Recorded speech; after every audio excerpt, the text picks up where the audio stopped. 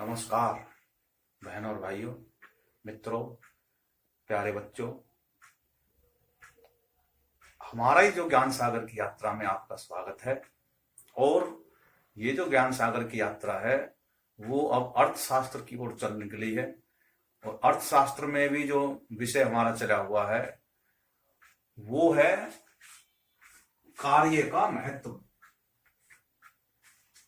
कार्य का महत्व इस विषय में हम पहली वीडियो में उसका बेस बता चुके हैं कि काम क्या है, काम के कितने प्रकार है, कार्य किस प्रकार से होते हैं और कार्य के प्रकार क्या हैं, आर्थिक गतिविधि किसे कहते हैं, गैर आर्थिक गतिविधि क्या है। अब उससे आगे चलते हैं। तो हमने जो प्रश्न बनाया है जिसमें सब कुछ सम्मिलित कर दिया, यानी कि इसी में ही सब कुछ संपूर्ण है। आर्थिक व गैर आर्थिक गतिविधियों के प्रकार, उसके क्या प्रकार है, उनका स्वरूप कैसा है, उनके मूल्य भुगतान की विधियां क्या हैं और उनका प्रकार क्या है, यानी कि जो मूल्य का भुगतान होता है उसकी विधि किस प्रकार से होती है और उनका प्रकार क्या है, किस प्रकार से मूल्य दिया जाता है। ये हम इस विषय में बताएंगे, चर्चा करेंगे, इस पे समझाएंगे। सबसे पहले मैं बताऊं कि आर्थिक गतिविधियों के प्रकार क्या हैं। इस समाज में जो कुछ भी हो रहा है वो आर्थिक गतिविधि के कारण हो रहा है, पैसे कमाने के लिए हो रहा है। और वो कैसे हो रहा है, यानी आर्थिक गतिविधि का जो है वो क्या है। तो सबसे पहला तो आर्थिक गतिविधि होती है उत्पादन की, यानी कोई चीज पैदा करी जाती है। पैदा कहां हो सकती है? खेत में हो सकती है, घर में हो सकती है, किसी कारखाने में हो सकती है, या बाहर से दूसरे देश से मंगा के कच्चा माल मंगा लिया और यहां असेंबल कर दिया, यानी कि कुछ न कुछ चीज बन रही है। अब खेत में क्या उत्पादन होता है? खेत में सब्जियां होती हैं, फल होता है और जड़ी बूटी वगैरह होती हैं, सब्जियां होती है, इनका उत्पादन घर में होता है। दूसरा क्या है? घर डेयरी है तो दूध का उत्पादन होता है। किसी ने कपड़े सिलने का काम कर रखा है तो वो भी घर पे गतिविधि चलती है। तो ये जो है ये सब उत्पादन हो रहे हैं, यानी कोई वस्त्र निर्माण कर रहा है, कोई खेती कर रहा है, तो ये सब जो उत्पादन के काम है, कोई सामान बना रहा है, कोई जो है, ये सब किसी ने कारखाना लगा दिया। तो एक तो होगा गतिविधि उत्पादन की। दूसरी क्या है? दूसरी है बिक्री, यानी कि तैयार माल बेचा जाता है, वो गतिविधि होगी। और तीसरी गतिविधि होती है वो होती है श्रम, जिसमें मेहनत लगती है, यानी कि इन दोनों काम के सहायता करने वाले लोग। और चौथा प्रकार होता है विनिर्माण। विनिर्माण क्या होता है कि कुछ चीज बनाना, जैसे सड़क का निर्माण हो रहा है, पुलों का निर्माण हो रहा है, मकानों का निर्माण हो रहा है, और उस कार्य में सहायता करने वाले लोग, वो सारी गतिविधि इसमें आती है। पूरे संसार में सारी गतिविधि इन्हीं में ही बटी हुई है। श्रम भी कैसी होती है? मेहनत कैसी होती है? दो तरह की होती है, एक बौद्धिक होती है, एक शारीरिक होती है। जो कहेंगे बौद्धिक क्या होती है? बौद्धिक होती है भैया सलाह देना और किसी बात पे बहस करना, वो बौद्धिक गतिविधि है। अब बहस कहां होती है? किसी की मदद करनी है, किसी के जो वकील है कोर्ट में हम जगह करते हैं और भी अन्य मामले हैं, कोई पंचायत हो रही है, वहां भी जो है अपनी बहस होती है, खोजबीन हो रही है किसी की, इन्वेस्टिगेशन हो रही है, तो वहां पे क्या है, जय भी होती है, वार्तालाप भी होती है और सलाह भी दी जाती है। शारीरिक में क्या होता है, शारीरिक में क्या होता है, मेहनत होती है। सबसे पहले कोई भी काम है उसमें मेहनत कोई करता है, कोई मजदूरी करता है, कोई यातायात यानी कि सामान को इधर से उधर ढोता है, उसमें मेहनत लगती है, और कोई मिस्त्री है यानी कि कोई भी चीज बिगड़ गई उसको सुधारने वाला है। इस प्रकार के गतिविधि आर्थिक गतिविधि बटी हुई है, यानी आर्थिक गतिविधि इन्हीं के चारों ओर घूमती रहती है। अब इन्हीं शारीरिक श्रम में ही सीमा की रक्षा करना भी है, और वहां पे जो सेना होती है वो भी इसी का काम करती है, ये भी श्रम में ही, शारीरिक श्रम में आती है। तो आर्थिक गतिविधि जो है इन्हीं प्रकार से होती है। उदाहरण के जरिए देखो, उदाहरण के जरिए आप समझ लें। अब उत्पादन में, उत्पादन का तो मैंने बताया कि भाई कितना लंबा दायरा है। घर में भी उत्पादन होता है, बाहर भी होता है, कंपनी लगी हुई है, कारखाने लगे हुए हैं, इस मामले में जो है आर्थिक गतिविधियां चलती रहती है। अब इनके प्रकार क्या हैं, आर्थिक गतिविधियों के प्रकार, ये तो सब रूप हो गया उनका। अब उनके प्रकार क्या है भाई, उसमें नियमित कुछ तो होते हैं कि उसमें आदमियों की जरूरत होती है। आदमी किस प्रकार के होते हैं, कुछ नियमित प्रकार के होते हैं, वे परमानेंट हमें रख लिए, हमें तो इनकी जरूरत पड़ेगी। उनको बोलते हैं कर्मचारी वर्ग। जैसे सेना में है, अध्यापक है, प्रशासनिक अधिकारी हैं, पुलिस है, ये क्या होते हैं, नियमित प्रकार के होते हैं, परमानेंटली। जब तक उनका शरीर ढंग से चल रहा है, तो सरकार ने और लोगों ने 60 साल बता दी, भैया 60 साल तक एक आदमी का शरीर चलता ढंग से, बाद में रिटायर कर देते हैं उनको। तो ऐसे कर्मचारी होते हैं स्थायी, तो वो हो गए।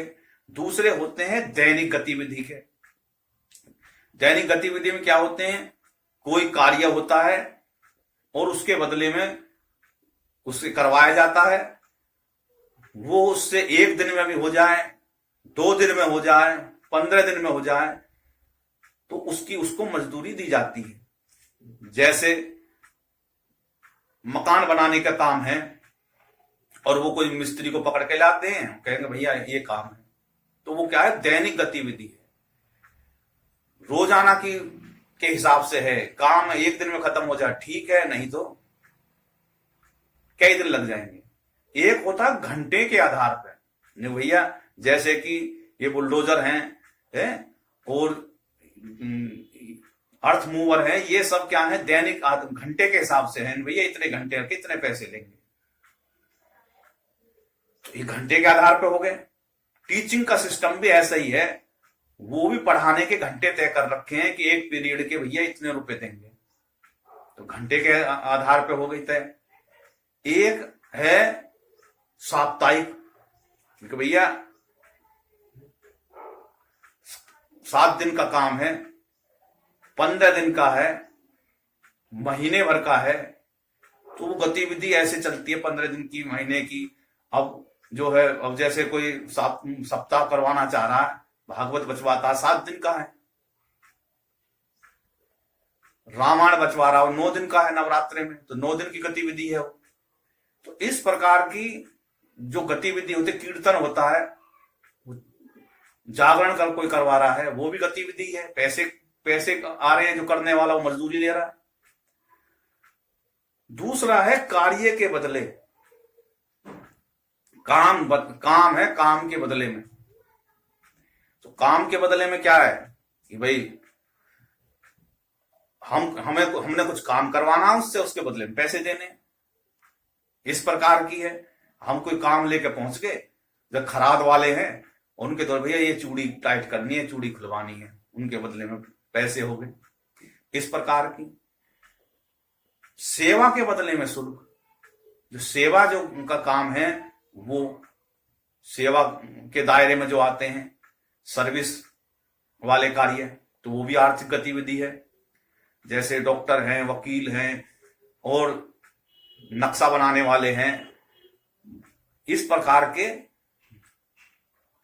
साइकोलॉजिकल मनोचिकित्सक हैं, ये सब जो हैं ये सेवा के बदले में हैं। फिर मैंने बताया व्यापार है। व्यापार में क्या होती है, वस्तु की बिक्री होती है, उसका उत्पादन भी होता है, सामान ला के एक सामान के ला के बेचता जाता है। और आज के समय में ऑनलाइन गतिविधि चल रही है, ये नया ट्रेंड है। फिर है कमीशन के आधार पर गतिविधि चल रही है, ये भी एक नया खेल आया कि भैया कमीशन खोरी का वो है, कोई भी काम करवाना भैया कमीशन लूंगा। कमीशन वाले कैसे हैं, एजेंट होते हैं, बीमा करवाना है उसके बदले में पैसे, किसी का सामान ला के देना भैया कमीशन लूंगा, 1% 2%, किसी की जमीन बिकवानी है करवाने भैया कमीशन लूंगा। तो इस प्रकार के शादी विवाह के भी कमीशन आजकल हो गए, जो पहले सामाजिक काम होते थे। तो आजकल कोई काम ने ऐसा नहीं बच रहा कि जिसमें कोई पैसे नहीं लेता हो। इस प्रकार से ये आर्थिक गतिविधि मैंने जो है बताई।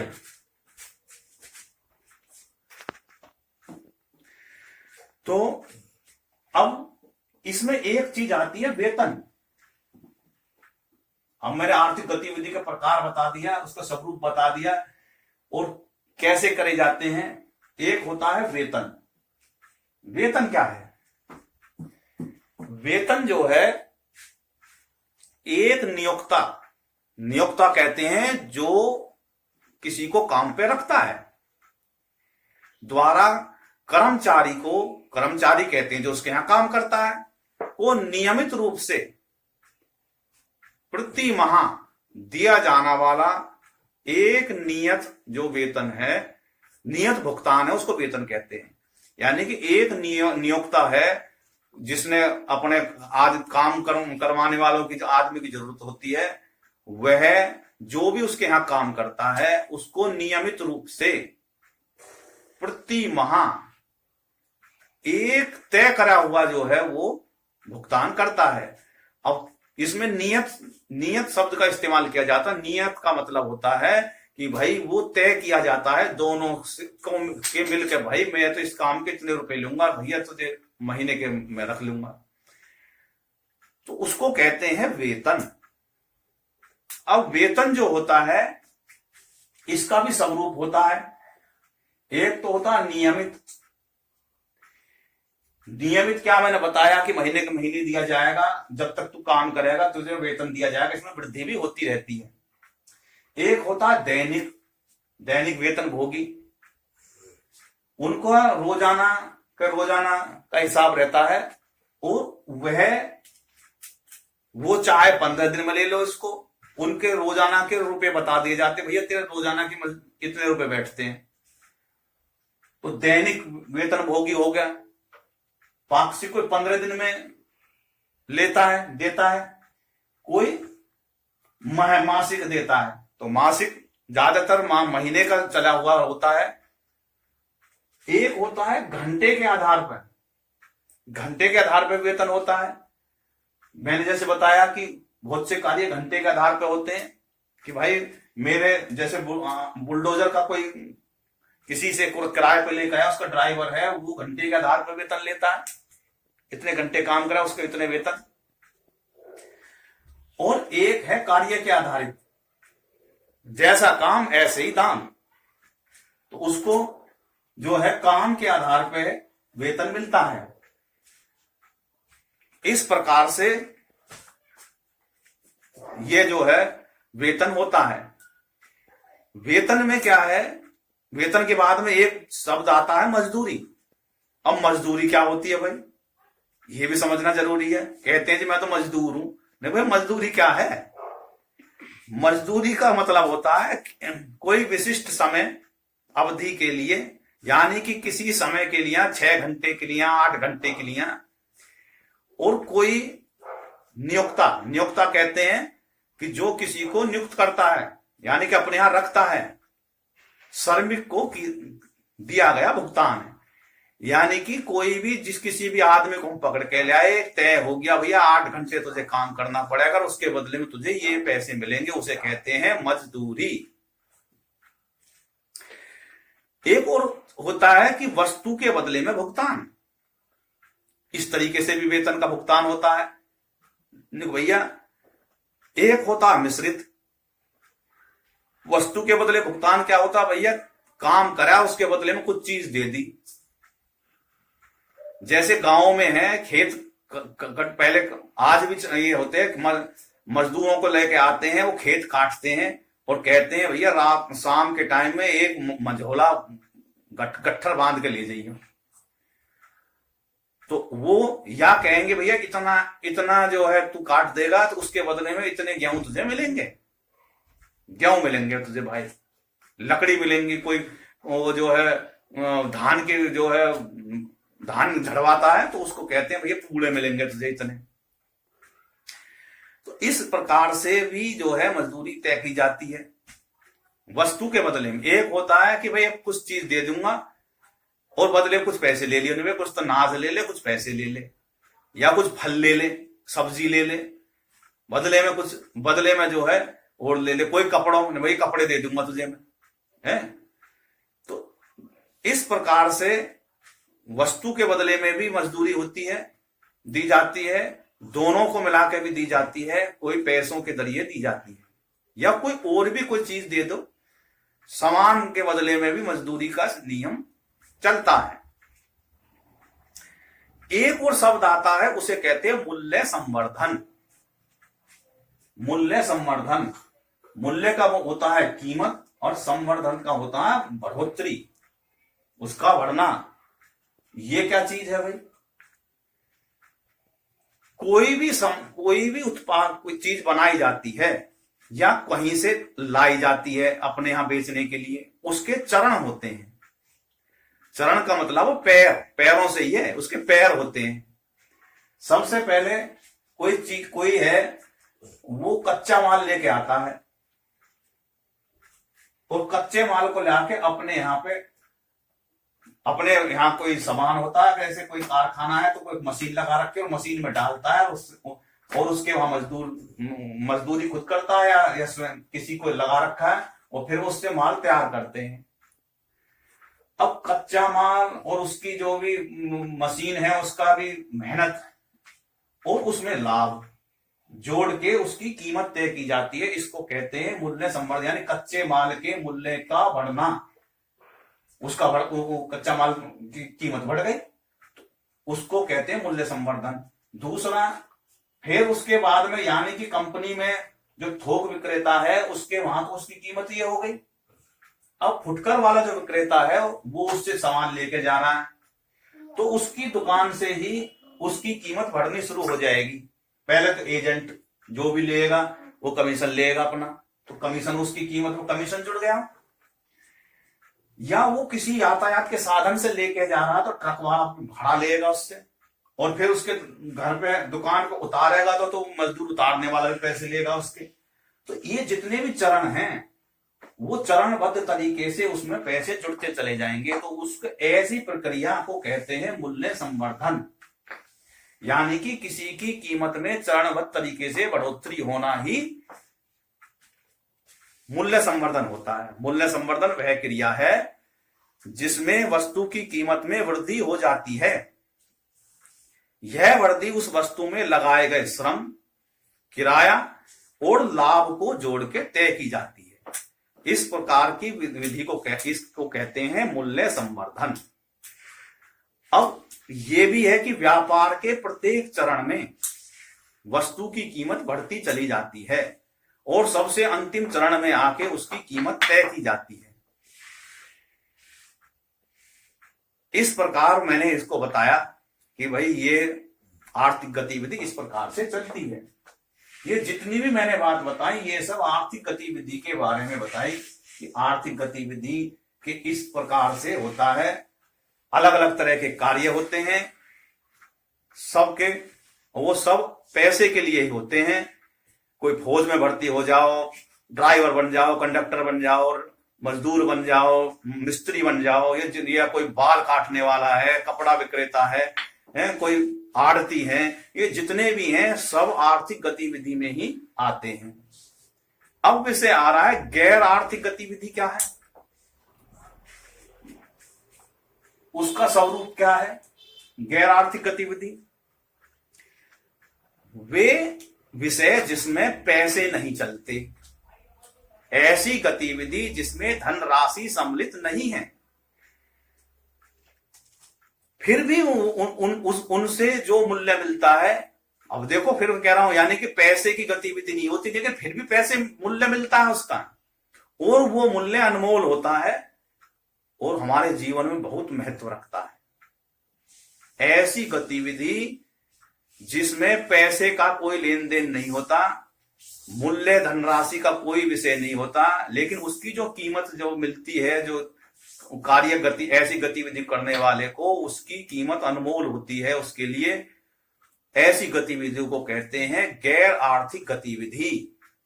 ये सेवा, उपकार, कर्तव्य और इसी प्रकार से कृतज्ञता, सहयोग आदि की भावना के अंतर्गत की जाने वाली गतिविधि होती हैं।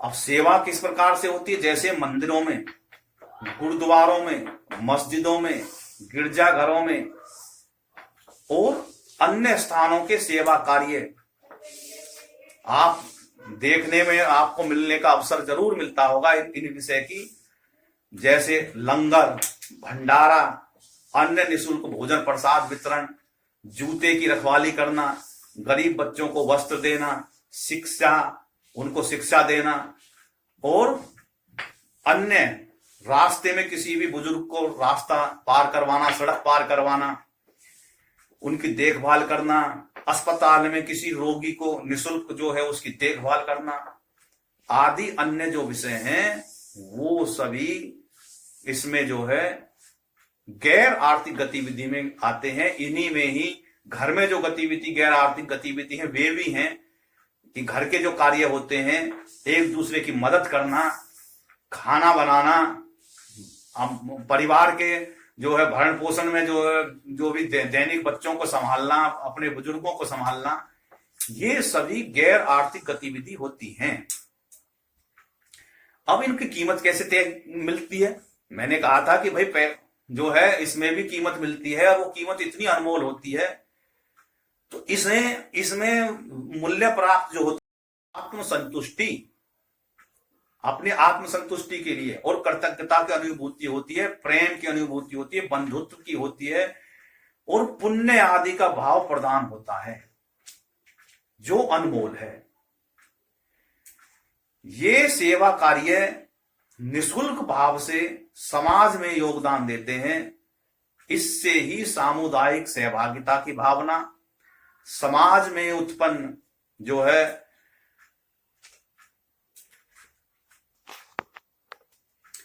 तो इस प्रकार से वो भावना हमारे आती हैं, समाज में संस्कार और प्रेम आदि को बढ़ाते हैं। अब सामुदायिक भावनाओं के महत्व क्या हैं, इनके महत्व क्या हैं, जो मैंने बताया कि ये जो सामुदायिक भावना को बढ़ाते हैं उसका महत्व क्या है। जैसे अब ये क्या करते हैं, इस प्रकार की भावना के बहुत महत्व हैं। स्वच्छ भारत अभियान, साफ सफाई, राष्ट्र प्रेम, पर्यावरण का संवर्धन में योगदान देते हैं, वृक्षारोपण होता है, और समाज में गरीब वंचित को जो है सहयोग की भावना होती है, बंधुत्व की भावना बढ़ती है, राष्ट्र के निर्माण में सहयोग होता है, राष्ट्र की छवि सुधारने में सहयोग होता है, आत्मसंतुष्टि का मार्ग है, आध्यात्मिक प्रगति होती है, मानव सेवा होती है, समाज का जुड़ाव होता है, राष्ट्रीय एकता बढ़ती है और असमानता भी दूर होती है। इस प्रकार से जो है मैंने आपको बताया कि ये हमारे जीवन में बहुत महत्व जो है रखते हैं। और क्या होता है इससे, और भी है। अब कुछ विषय आर्थिक गतिविधि का भी मैं बता दूं कि आर्थिक गतिविधि से, कार्य से क्या होता है भाई, हम जो काम करते हैं उनसे क्या होता है। काम करने से भी 3 बातें होती हैं।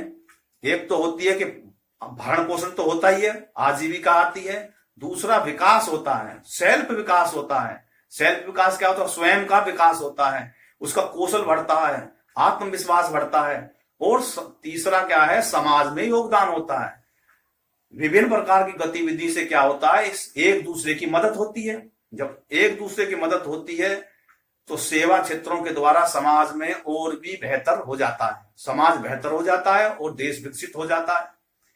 यानी कि एक दूसरे के सहयोग से ही ये सारी गतिविधि होती रहती हैं और देश में का भी विकास होता रहता है। सभी कार्यों का हमें सम्मान करना चाहिए। कोई भी काम छोटा या बड़ा नहीं होता, सबके महत्व हैं। ये सोच की बात है कि ये काम छोटा है बड़ा है। अगर वो छोटा काम नहीं होगा तो भी समाज में अवस्था फैल जाएगी, कहे भी साफ सफाई का भी कोई काम है, अरे भाई वही तो सबसे बढ़िया काम है, क्योंकि उसी से ही तो समाज स्वच्छ रहता है। काम कोई छोटा बड़ा नहीं होता, सबके अपने महत्व है। सुई का भी उतना ही महत्व है, बल्लम भाले का भी उतना ही महत्व है। सुई का अपनी जगह महत्व है, भाले का अपनी जगह महत्व है। कोई छोटा बड़ा काम नहीं होता। काम में कोई शर्म नहीं करनी चाहिए और ना ही ऐसी भावनाहीन आनी चाहिए कि मेरा छोटा काम है।